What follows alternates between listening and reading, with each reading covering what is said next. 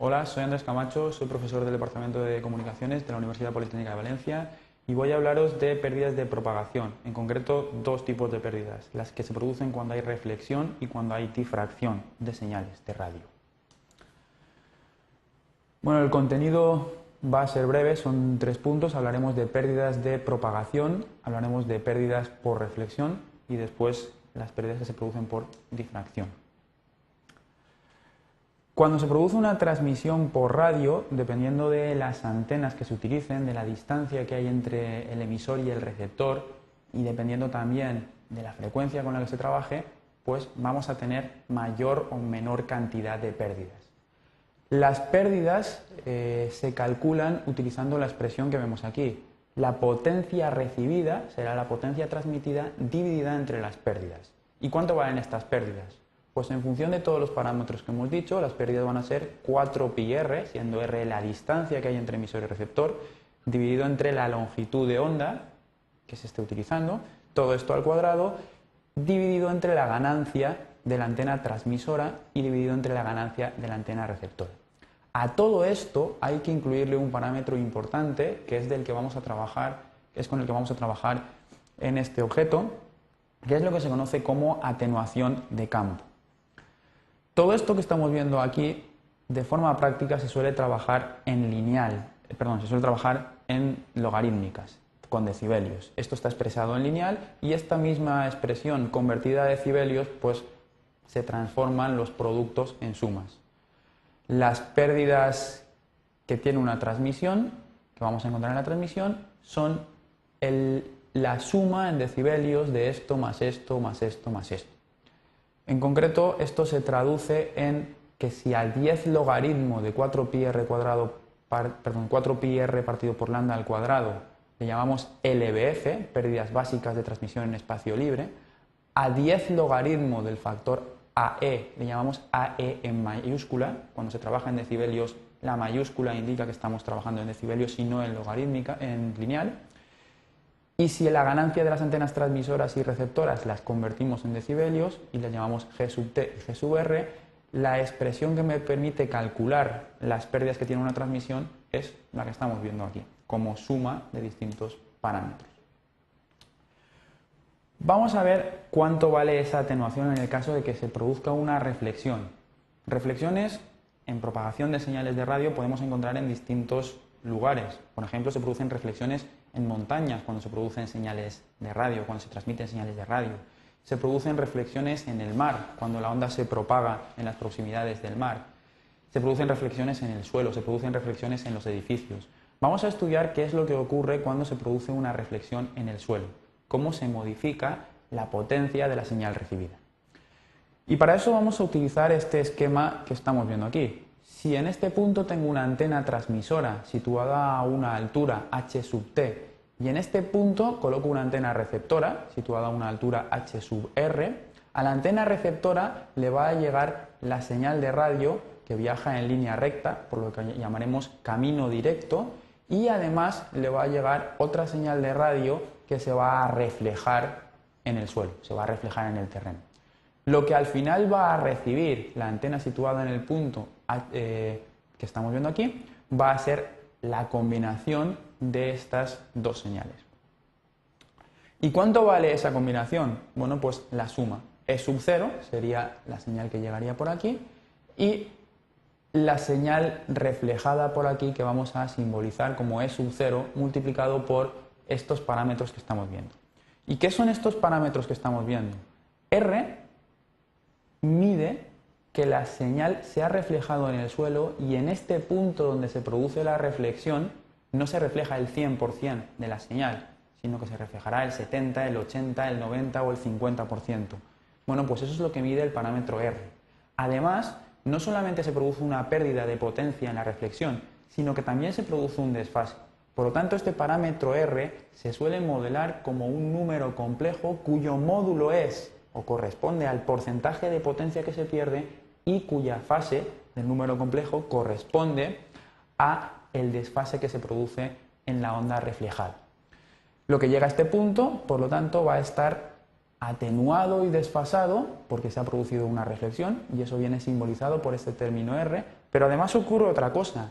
Aunque en este punto se reflejara el 100% de la señal y sin ningún tipo de modificación, sin adelantar y sin retrasar, es decir, sin desfasar la señal, lo que sí que ocurriría es que como el camino directo que estamos viendo aquí y el camino reflejado que estamos viendo aquí son distintos, tienen distinta longitud, una onda que atraviesa un mayor camino que otra va a sufrir un mayor retraso que otra. Y esto está simbolizado en este término de aquí, e elevado a menos j delta. Ese delta simboliza el desfase que hay entre la señal que llega por el camino directo y el señal que llega por el camino reflejado. Si de todo esto sacamos factor común e sub 0, pues se nos queda la expresión que estamos viendo aquí.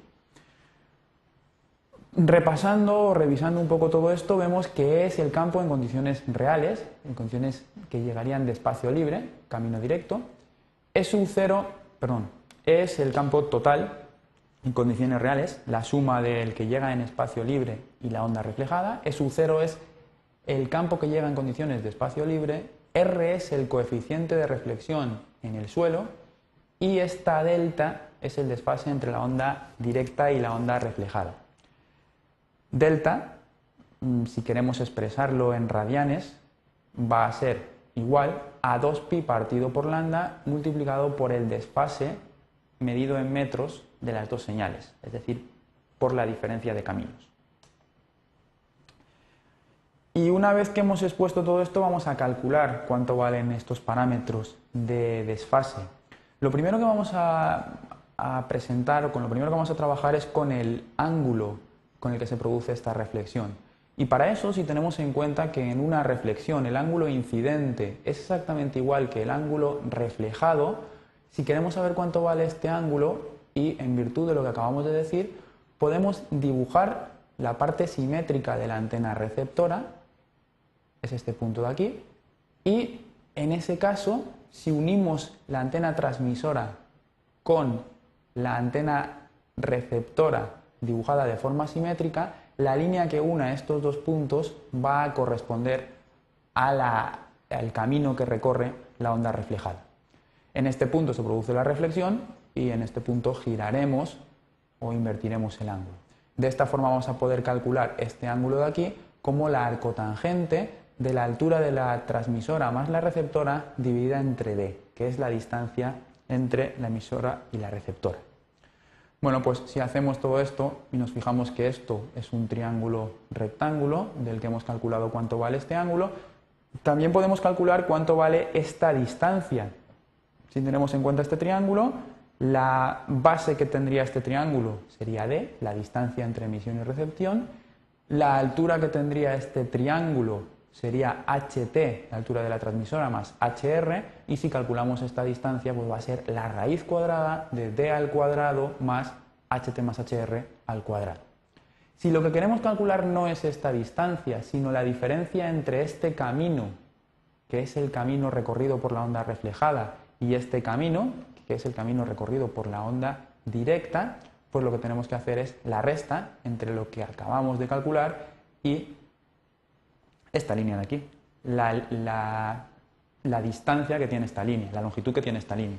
Esa longitud es la raíz cuadrada de d al cuadrado dividido entre, d al cuadrado más ht menos hr al cuadrado. En este caso el triángulo que se forma tiene una altura que sería ht menos hr.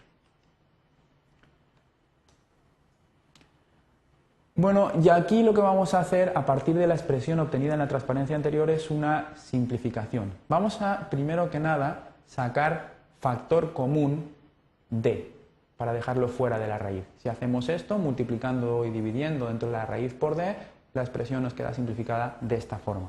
Y esto lo hago con idea de hacer en este punto ya una aproximación, porque lo que ocurre habitualmente es que la distancia entre emisor y receptor es mucho mayor que las alturas de las transmisoras y las receptoras. Por lo tanto, esta raíz cuadrada es 1 más, y este término es muy pequeño, al igual que en este otro que encontramos aquí, 1 más un término muy pequeño.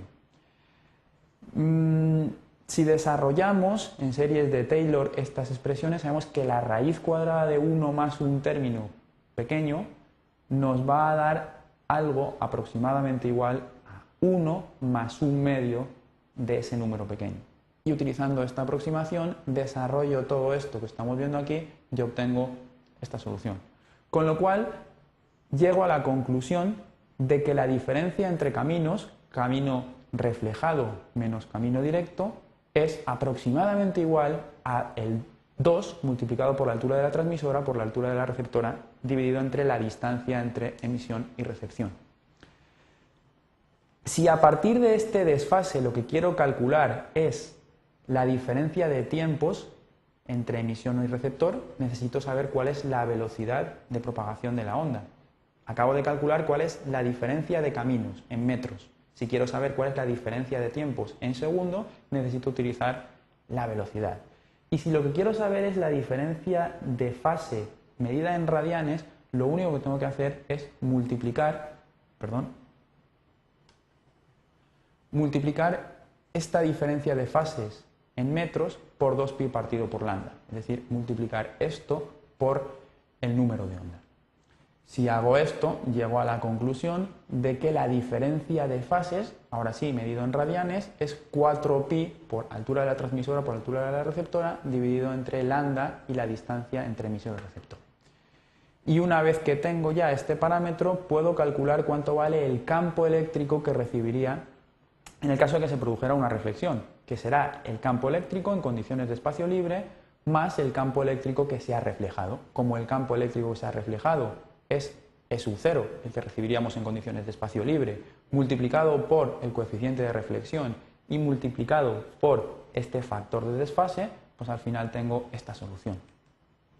Si desarrollamos un poquito más esta solución y tenemos en cuenta que la reflexión que se produce en el suelo tiene un módulo y una fase, el módulo simboliza el porcentaje de potencia que se refleja y la fase cuánto se desfasa esa señal reflejada, es decir, desarrollamos esta R como estos dos términos, pues tenemos que el campo recibido al final, teniendo en cuenta la suma del que recibimos por el rayo directo y el que viene por el rayo reflejado, va a ser este que estamos viendo aquí.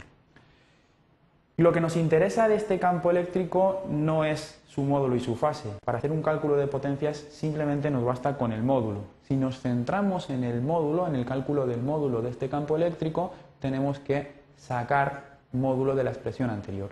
Y haciendo esto y simplificando, tenemos que el campo eléctrico que recibimos en condiciones reales es el que recibiríamos en condiciones de espacio libre multiplicado por este término que estamos viendo aquí. Si ahora hablamos de la atenuación de campo, que va a ser el cociente entre el campo eléctrico que recibimos en condiciones reales y el campo eléctrico que recibiríamos en condiciones de espacio libre, todo esto elevado al cuadrado, tenemos que el factor de atenuación de campo es 1 partido por este cociente que tenemos aquí. Y aquí estoy viendo que falta como está al cuadrado no falta nada, está correcto, no falta la raíz cuadrada. Este es el factor de atenuación de campo. Hemos visto qué es lo que ocurre cuando se produce una reflexión. Vamos a ver qué es lo que ocurre cuando entre emisor y receptor lo que encontramos es un obstáculo, algo que haya cortando el rayo que existe entre el punto donde está la antena emisora y el punto donde está la antena receptor. Bueno, como he puesto aquí, se debe dejar una zona alrededor de la recta que une el emisor y el receptor para una correcta propagación. Es decir, para que nos llegue señal no necesitamos únicamente que desde donde está el receptor se vea el emisor y viceversa. No basta con esto. Hay que dejar un volumen alrededor de ese rayo libre. ¿Y cuánto espacio debo dejar libre? Pues aproximadamente lo que se conoce como el primer radio de Fresnel. A medida que nos movemos desde emisión hacia recepción, la distancia que debemos de dejar libre va variando. ¿Y cómo obtenemos esa distancia? Bueno, pues el primer radio de Fresnel se define de la forma que estamos viendo aquí. Si dejamos aproximadamente una distancia entre el rayo que va entre emisor y receptor y el obstáculo superior a este primer radio de Fresnel, no vamos a tener problemas. ¿Y qué es lo que ocurre si no dejamos esa distancia? Pues en ese caso lo que encontraremos será que se producirán pérdidas. ¿Cuántas pérdidas se producirán? Las tenemos medidas en esta tabla. ¿Cómo trabajamos con esta tabla? Lo primero que hay que ver es si el obstáculo que tenemos sobrepasa o no sobrepasa el rayo.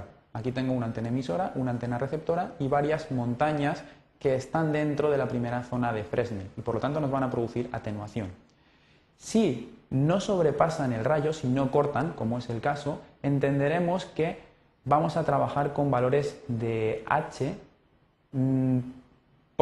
negativos y si sobrepasan el rayo serán valores de H positivos. En este caso, H sería la distancia que hay entre el obstáculo y el rayo y a partir de este valor de H que hemos dicho que vamos a considerar negativo, ponemos esa distancia en metros con signo negativo, la dividimos entre el primer radio de Fresnel y multiplicamos eso por raíz de 2, lo que equivale a utilizar esta expresión, eso me da un valor de V que traslado a esta tabla y a partir de esta tabla obtengo la atenuación que me está produciendo este obstáculo. Esto vale únicamente para obstáculos afilados, ¿vale? Obstáculos que se conocen como en forma de filo de cuchillo. Si en vez de un obstáculo tuviera dos obstáculos y ninguno de ellos sobrepasara el rayo, es decir, con H's negativas las dos, pues lo que haríamos sería calcular la atenuación total como suma de atenuaciones. Para terminar y como conclusión, revisamos lo que hemos visto. Hemos aprendido a calcular las pérdidas de propagación cuando se produce una reflexión y cuando se producen pérdidas por difracción. Y con esto terminamos. Muchas gracias por su atención.